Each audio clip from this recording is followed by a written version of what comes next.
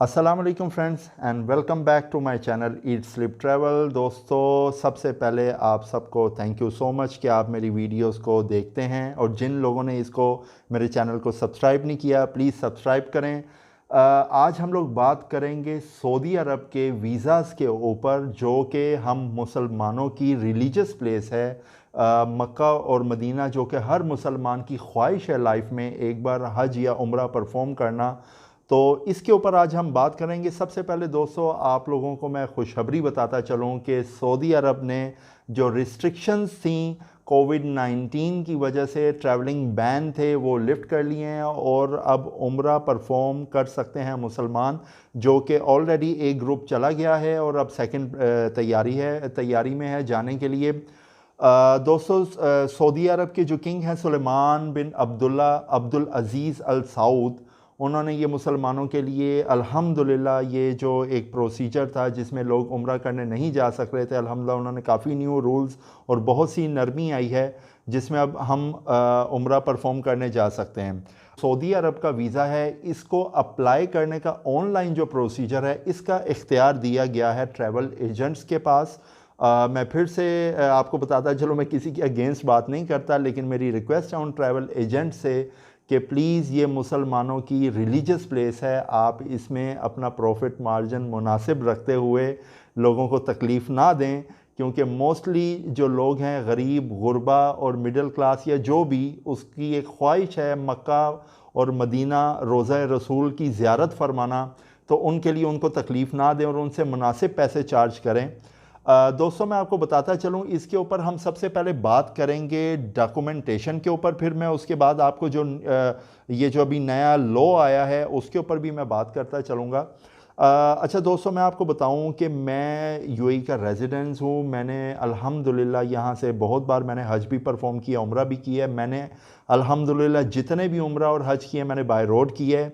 ये तकरीबन दोस्तों बनता है 1900 किलोमीटर अबू धाबी से सऊदी अरब का। इसके ऊपर मेरी एक वीडियो भी है जो कि उसमें मैंने पूरा डिटेल स्टेप बाय स्टेप खाने से लेके मक्का में उम्रा परफॉर्म करने तक ए टू जेड डिटेल बताई हुई है। आप प्लीज़ उसको देखिएगा, आपको पूरी समझ आएगी। अच्छा, मैं डॉक्यूमेंट्स के ऊपर पहले बात करता चलूँ तो it's a very simple procedure. मैं स्क्रीन में आपको दिखा भी देता हूँ, आपके साइड पे आप देखें, आपको नज़र भी आ रहा है। हमें जो डॉक्यूमेंटेशन चाहिए ना दोस्तों, आपने इसके लिए करना ट्रैवल एजेंट से ही है। इसके लिए आपको अपना जो मेन डॉक्यूमेंट है ना, आपका पासपोर्ट, वो आपको ओरिजिनल देना पड़ता है। काफ़ी लोग इसमें घबरा जाते हैं, जी मैं अपना पासपोर्ट कैसे दूँ, डजेंट मैटर, ये इसके लिए रिक्वायरमेंट है। बेसिकली जो वीज़ा पहले लगता था, मैं आपको दिखाता चलो, मेरे पास सऊदी अरब का जो वीज़ा है पहले किस तरह ये आता था और अब किस तरह ये आता है, मैं आपको वो भी दिखा देता हूँ। पहले सऊदी अरब का वीज़ा इस तरह आता था, आपके पासपोर्ट में स्टिकर लगाया जाता था। दोस्तों, ये 30 डेज़ का वीज़ा होता है और ये आता है उम्रा की कैटेगरी में। इसमें आप वर्क नहीं कर सकते, ये वर्क वीज़ा नहीं है, ये उम्रा वीज़ा है जिसकी वैलिडिटी होती है 30 डेज़। तो डॉक्यूमेंट्स में आपको आपके पास ओरिजिनल आपका पासपोर्ट होना चाहिए, ठीक है। उसके बाद आपके पास, अच्छा एक और बार आपको बताता चलो, आपके पासपोर्ट की जो वैलिडिटी है वो 6 to 8 मंथ होनी चाहिए। आपकी 4 रीसेंट तस्वीर उतरी हो जो कि 3 मंथ के अंदर अंदर, इससे ज़्यादा नहीं। अच्छा, उसके बाद आपकी confirm non refundable air ticket होनी चाहिए अगर आप बाय एयर जा रहे हैं। अगर आप बस में जा रहे हैं तो वो खुद अरेंज करते हैं सारा। उसके बाद आपकी होटल बुकिंग होनी चाहिए, कोविड-19 वैक्सीनेशन रिपोर्ट होनी चाहिए। फिर एक और आपको मैं बताता चलूँ, अगर आप जा रही हैं, कोई लेडीज़ हमारी जाना चाह रही हैं उम्रे में, तो उनके साथ महरम होना बहुत ज़रूरी है, या कोई ऐसा बच्चा जा रहा है जिसके पेरेंट्स उसके साथ नहीं हैं, उनके महरम का प्रूफ होना चाहिए। अगर बच्चा जा रहा है, माँ बाप का एनओसी होना चाहिए। अगर औरत जा रही है, उसके हस्बैंड, बाप या भाई का एनओसी होना चाहिए। इसको महरम कहा जाता है। और एक और चीज़ आपको बताता चलूँ कि 45 या 45 से प्लस की जो औरत है उसको महरम की ज़रूरत नहीं है, वो डायरेक्ट अपना वीज़ा अप्लाई कर सकती है। अच्छा, एक और आपको चीज़ मैं बताता चलूँ, उन्होंने वीज़ाज़ ओपन तो कर दिए हैं, रिस्ट्रिक्शन खोल दी हैं, लेकिन 5 साल से ऊपर के लिए, 5 साल से नीचे बच्चों को अभी अलाउ नहीं है उम्रा के लिए।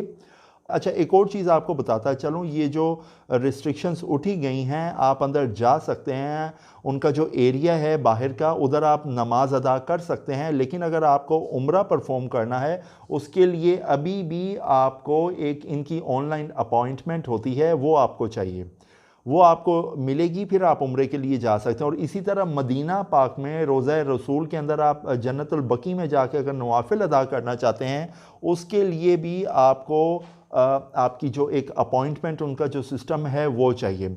अच्छा दोस्तों, बात करते हैं वीज़ा के ऊपर। डॉक्यूमेंट मैं आपको बता चुका हूँ। डॉक्यूमेंट में दोस्तों जो इनका जो वीज़ा आता है, मैं आपको ये स्क्रीन पे दिखा भी देता हूँ, मेरा भी मैंने अपना वीज़ा भी आपको दिखाया है। उसके बाद ये होता कुछ ऐसे है, इलेक्ट्रॉनिक ई वीज़ा इसको कहा जाता है। पहले आता था, मैंने आपको जैसे दिखाया, पासपोर्ट में स्टिकर लगता था, अब ऐसे नहीं है, अब ई वीज़ा आता है। इसको मैं आपको सबसे पहले बताता चलूँ, बहुत से लोगों को कन्फ्यूजन और उनके साथ ज़्यादती हो जाती है। बहुत से स्कैंडल सुनने को भी आते हैं कि यार वो हज या उम्रा का उसका वीज़ा हो गया और उनको एयरपोर्ट से वापस कर दिया गया because of their visa was not original, ये फेक था। आप लोगों के लिए बताना चाहता हूँ, अगर आप खुद नहीं कर सकते तो आप किसी को दे के तो अपना वीज़ा चेक करा सकते हैं। ये एक इनकी साइट है, मैं आपको बताता हूँ। इसके मैं स्पेलिंग आपको दिखा और स्क्रीन में भी आपको साइट दिखा देता हूँ। injazit.com.sa, enjazit.com.sa, इसकी प्रोनाउंसिएशन कुछ इस तरह है। मैं आपको ये दिखा दूँ, आप नीचे आएंगे तो दोस्तों ये अरबी और इंग्लिश में इनकी साइट है, बहुत इजी है। अगर आप अरबी में आते हैं, नीचे आप आएँ, सर्च फॉर एप्लीकेशन, ठीक है, applied application, issue visa by applicant number, ठीक है। उसके बाद आप अपना नंबर डालें, पासपोर्ट नंबर डालें, आपके वीज़ा की डिटेल आ जाएगी, ये वीज़ा असली है या नहीं। तो इसमें आपको घबराने की या परेशानी की कोई बात नहीं, आप अपना वीज़ा यहाँ से चेक कर सकते हैं। अबू धाबी से बाय बस मैंने जो लास्ट उम्रा किया था, मैं आपको स्क्रीन में दिखा भी देता हूँ, मेरी जो वीडियो है। हम लोग बाय बस बैठते हैं, बड़ी अच्छी साफ़ सुथरी बस सर्विसेज हैं, ठीक है। हमारा तकरीबन ये 15 डेज़ का पैकेज होता है, जिसमें आपके लगा लें कि 3 से 4 दिन आपके ट्रैवलिंग में चले जाते हैं। 5 दिन हमें ये देते हैं मक्का पाक में, 3 दिन देते हैं मदीना पाक में। इसकी वजह ये होती है, उनका मकसद होता है आपको मक्का में भी जो फ्राइडे की जुम्मा प्रेयर है वो परफॉर्म कर सकें, और मदीना में भी आप फ्राइडे की जुम्मा प्रेयर परफॉर्म करके फिर वहाँ से हम निकल जाते हैं। दोस्तों ये मैं आपको बताता चलूँ, जब आप ट्रैवल एजेंट से आप अपना पैकेज कर रहे हों, प्लीज़ अपने होटल की जो कंफर्मेशंस हैं ये अच्छी तरह चेक कर लें। होता ये है, वो आपसे बात कुछ करते हैं, जब आप वहाँ जाते हैं आप अपने होटल का नाम पूछें। जैसे मैं आपको हमेशा बताता हूँ, booking.com, जो कि मैं ट्रैवलिंग में मोस्टली यही साइट में यूज़ करता हूँ क्योंकि मेरा इनके ऊपर ट्रस्ट है। आप उसमें जाके होटल का नाम लिखें तो A to Z डिटेल आ जाती है और उसमें आपको कोई परेशानी नहीं होती। होटल इनके साफ़ सुथरे होते हैं, अच्छे होते हैं, but still I suggest you before going आप उसको अच्छी तरह वेरीफाई कर लें, चेक कर लें, ताकि अगर आप अपनी फैमिली के साथ हैं, आपके साथ बच्चे हैं, लेडीज़ हैं, आपको उधर कोई तकलीफ़ या परेशानी का सामना ना करना पड़े। जब हम लोग बाय रोड उम्रा परफॉर्म करने जाते हैं UAE से या कतर, ओमान या जो भी हमारे मुस्लिम लोग बाय रोड उम्रा परफॉर्म करते हैं, आपको जब बॉर्डर पे आया जाता है, जो आपका बस ड्राइवर होता है वही सारा कुछ करता है। आपसे पासपोर्ट ले लिए जाते हैं, जब आप बस में चढ़ते हैं उसी पासपोर्ट उसके पास ही रहते हैं एंड ऑफ द टाइम तक, जब तक आप वापस आ जाएं इमिग्रेशन तक। अच्छा दोस्तों, आप जब क्रॉस करते हैं, पहले आता है सिल्ला अबू धाबी का बॉर्डर, उसको क्रॉस करने के बाद आप एंटर होते हैं सऊदी अरब में। उधर अंदर जाके आपका सामान स्कैन होता है, फिर उसके बाद आप इमिग्रेशन में जाते हैं, आपसे पासपोर्ट ले लिए जाते हैं। काफ़ी रश भी होता है, आपने परेशान नहीं होना, आराम से अपनी बारी का वेट करना है, आपको वो उधर छोड़ के नहीं जाएंगे। एक एक बंदे को बस में बिठा के बड़ी डिटेल के साथ अच्छे तरीके से वो आपको वेलकम करेंगे। अच्छा, जब आप इमिग्रेशन के लिए जाएंगे दोस्तों, आपसे वो पासपोर्ट से आपके फिंगरप्रिंट लिए जाते हैं, ठीक है। उसके बाद आपसे वो आपको थोड़ा सा इशू होगा जो कि मोस्टली लोगों को होता है कम्युनिकेशन का। आपने पैनिक नहीं होना, क्योंकि वो भी अब हमारे इंडियन, उर्दू और बांग्लादेशी और श्रीलंकन वर्ड्स बोलने लग गए हैं, तो इंशाल्लाह उससे आपको कोई उधर ट्रबल नहीं होगी। उसके बाद आप अब बस में बैठ जाते हैं और आपका जो सफ़र है वो शुरू हो जाता है। आप वहाँ से चले जाते हैं बाय बस, जो कि ऑलमोस्ट मोर देन 24 आवर की आपकी ट्रैवलिंग बनती है। डे एंड नाइट बस चलती है।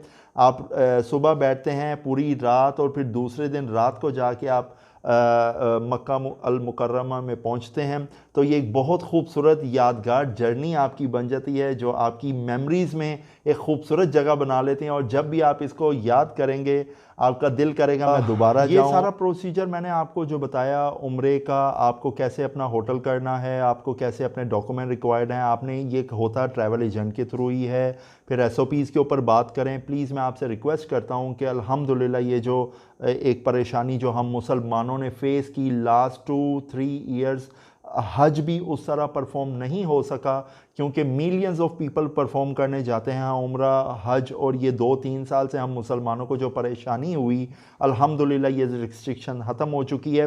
प्लीज़ आप SOPs को फॉलो करें, मास्क की पाबंदी करें, क्योंकि मोस्टली ऐसा होता है वहाँ जाके लोग, उनकी लैंग्वेज इशू होता है। बेसिकली हमारे जो मेरे जो दोस्त भाई इंडिया, बांग्लादेश, श्रीलंका, इंडोनेशिया से आते हैं, लैंग्वेज का बड़ा इशू होता है क्योंकि वहाँ के जो मुकामी या पुलिस होती है वो अरबिक के अलावा उनको कोई लैंग्वेज नहीं आती।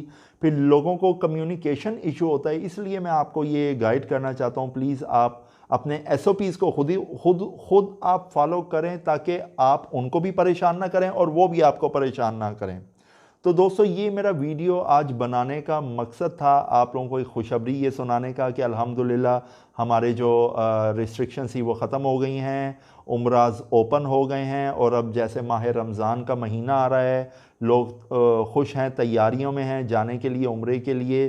तो आप सबसे मेरी रिक्वेस्ट है मैं जब जाएं मेरे लिए भी दुआ करें। इंशाल्लाह हम दोबारा मिलेंगे एक नई वीडियो में एक नए टॉपिक के साथ। थैंक यू, टेक केयर, अल्लाह हाफिज़।